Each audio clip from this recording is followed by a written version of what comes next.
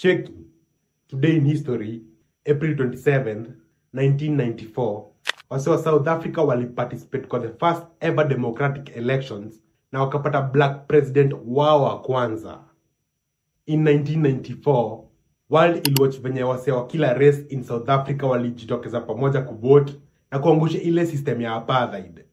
According to BBC, before 1994, black South Africans hawakuwa allowed kuvote, even though wao ndio walikuwa the majority of the population.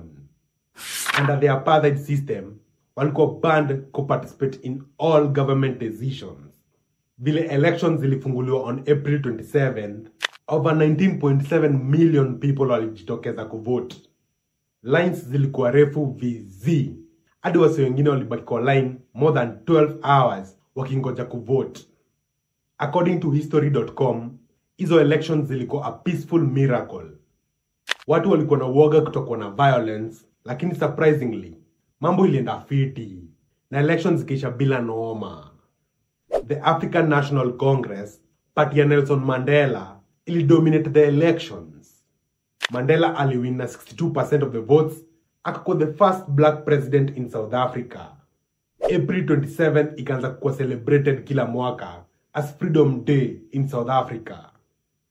Tune in tomorrow to kuchapia what happened in history on April 28th.